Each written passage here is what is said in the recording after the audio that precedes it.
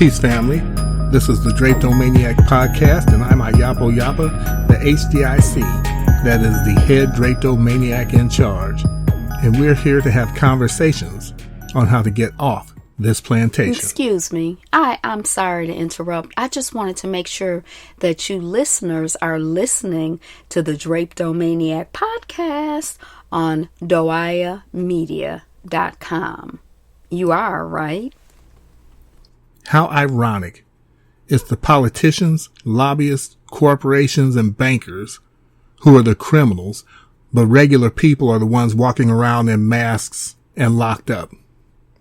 We're in bizarro world, and welcome to it. The world has become an open air asylum, and the inmates are the ones who are running it.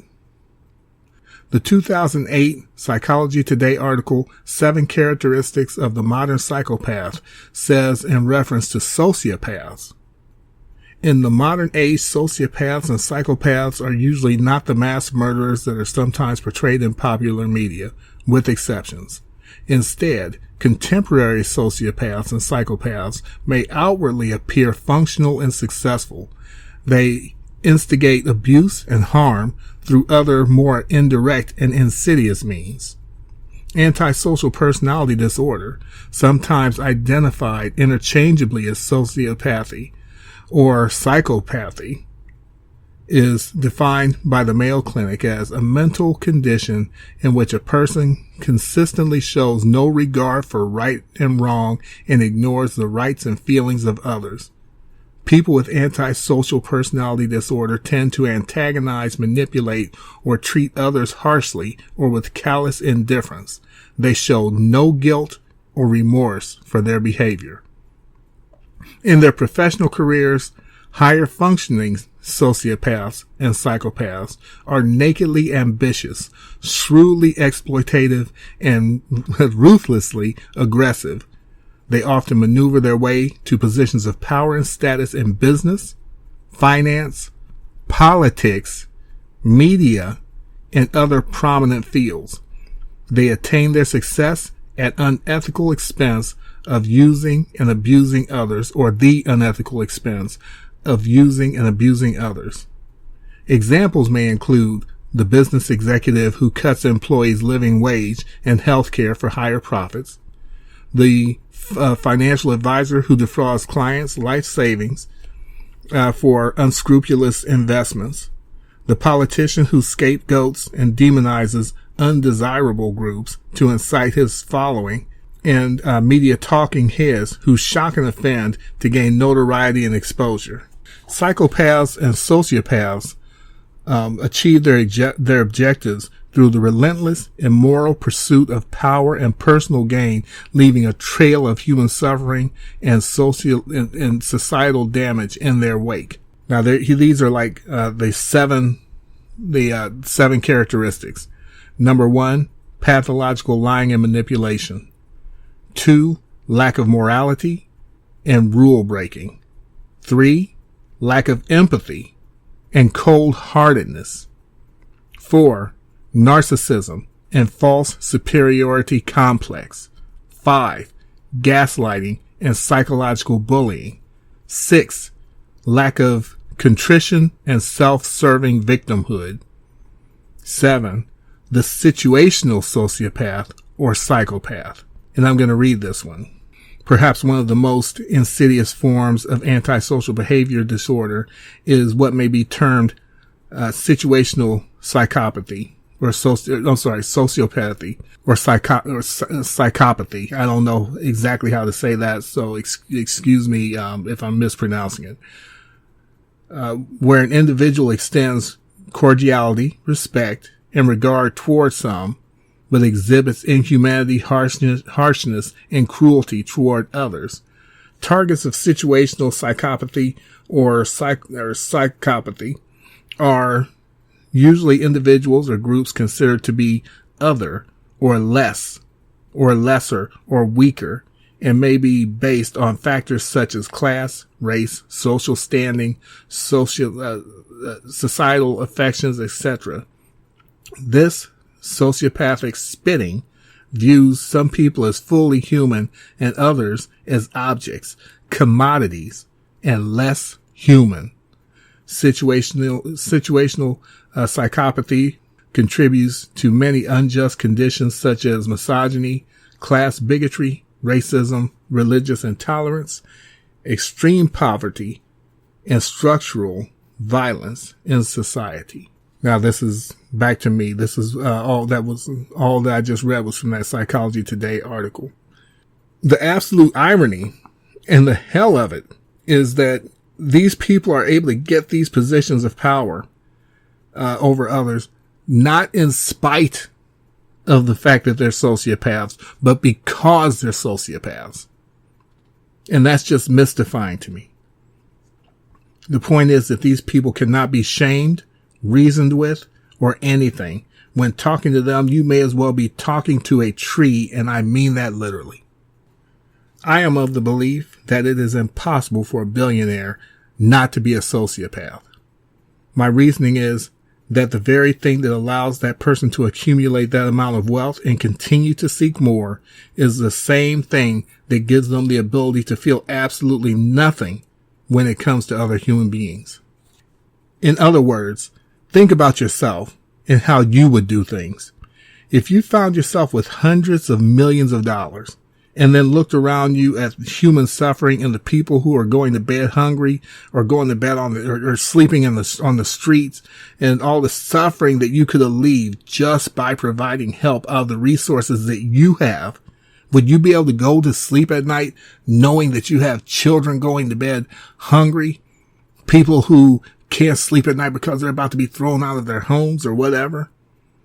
Would you be able to look yourself in the mirror if you were not paying people who were creating your wealth a living wage with benefits? Or would you be proud of yourself as you watch those people at the lower levels of society trying in vain to get ahead while you know that the system is stacked against them and that it's designed to keep them at the bottom? Right? Would you be able to do that?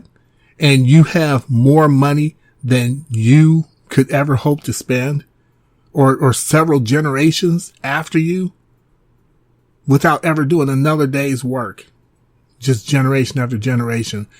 You would all just have everything, all your needs taken care of, even if you never worked another day. But still, you seek to take money from people at the bottom. Would you be able to look yourself in the mirror and do that? You have people who are just trying to provide for themselves and their families and have their needs met. But then again, like I said before, you have people who are living on the street. You know, in the case of privately owned and operated prisons, you have people in prison for crimes they didn't commit and working for almost nothing to make you wealthier. Could you look yourself in the mirror? There are people put to death for crimes that they didn't commit. You know, in the case of prosecutors, and I'm still talking about sociopaths, in the case of prosecutors, you have prosecutors who work hard to put people behind bars who they know are innocent. You have cops planting drugs on people and gunning people down with no remorse whatsoever. Sociopaths. We're surrounded by sociopaths. And the problem is that they have the positions of power and authority. Have you ever wondered why supervisors and people, I'm just talking about like regular work too. Have you ever wondered why people and supervisors and upper management always seem to be jerks and a-holes? That's not by accident. Jerks and a-holes gravitate to these positions because it takes a kind of heartlessness and cutthroatedness. I know that's not a word. To occupy those positions. When it comes to the 1% and people high up in government, that disconnect from humanity is what allows them to maneuver as they do. If you really gave a damn about people, they would never be able to reach that level. Or if they really gave a damn, they would never be able to reach that level. And many have left the system. There are many people who have left the system after seeing what it's really about. Or they wind up dead if they're a true revolutionary. I think it was yesterday I saw a video of several people pleading with Governor Cuomo to let people out of Rikers who were at risk. And I see people who were unable to pay their bills and they're losing their jobs and on, and they're begging and pleading with and demanding, and some of them even threatening government officials to do something to help them. When I say threatening, I'm saying like threatening them by, we're going to withdraw our support and, things like that. The thing that must be understood is that when we do all this talking, we're talking to sociopaths. There is nothing that you can say or do to move them. The problem is that in our humanity, we project that humanity onto them, thinking that they're also human and that they must have some shred of human compassion or empathy within them. But I'm here to tell you they do not. It is extremely difficult for us as normal people to relate or to comprehend this, because we are normal and we're human. But think about it in these terms. Think about a mannequin. A store mannequin that's dressed in either a suit or a dress or some kind of outfit. And all of the things that you're saying to those in positions of power, say exactly the same things to that mannequin. And I guarantee you it will be equally as effective, or non-effective rather. This is something that we have to truly become, it has to truly become part of our consciousness, is these people are, you truly may as well be speaking to one of those mannequins. They don't have any humanity within them at all. When it comes to politicians, when it comes to bankers, capitalists, billionaires, all the way down the line to pimp preachers, phonies, and charlatans on social media who look like us and use pro-blackness as a hustle, they are all sociopaths, in my estimation. And as a side note, I'm convinced that most pastors of mega churches are actually atheists. And I'm not saying that just for effect. I believe that most of them, because of what they do, they are atheists. I believe that at best they don't believe God exists, and some of them are outright Satanists at worst. By definition, they would almost have to be atheists to do the things that they do and to live the way that they live in the face of congregations they're fleecing. But that's another podcast for another day.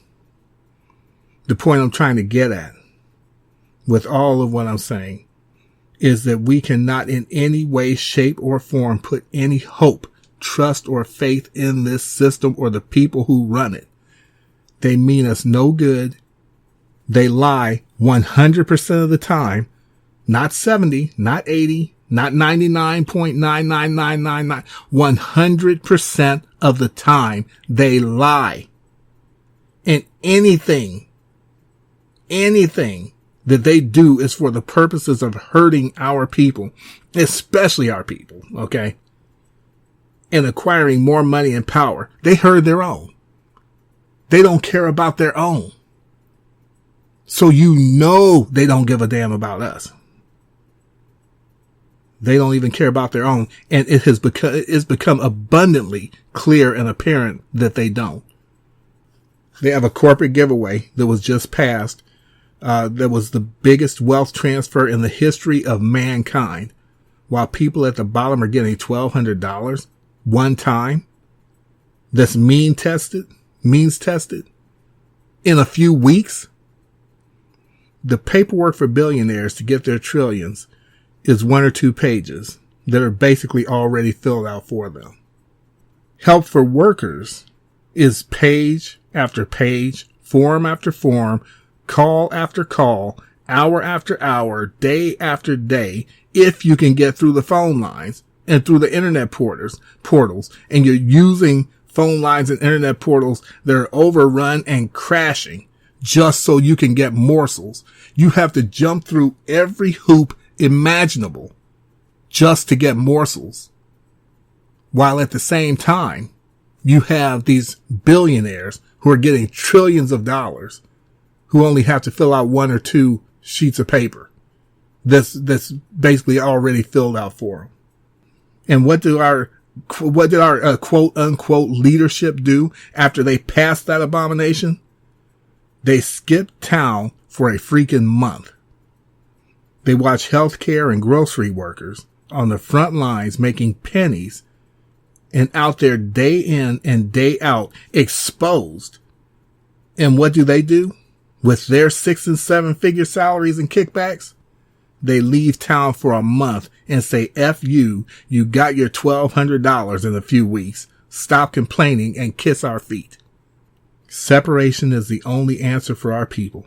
Even in the midst of this present shift, I no longer call it a pandemic because I believe it's manufactured for the purposes of fear-mongering and as a perfect cover for a money and power grab.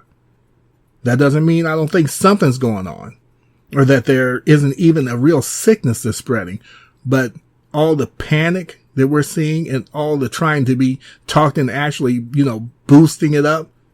Look, all you really need to do is take care of your immune system and do what's common sense. Wash your hands, keep your hands away from your face, wipe things down, keep things clean.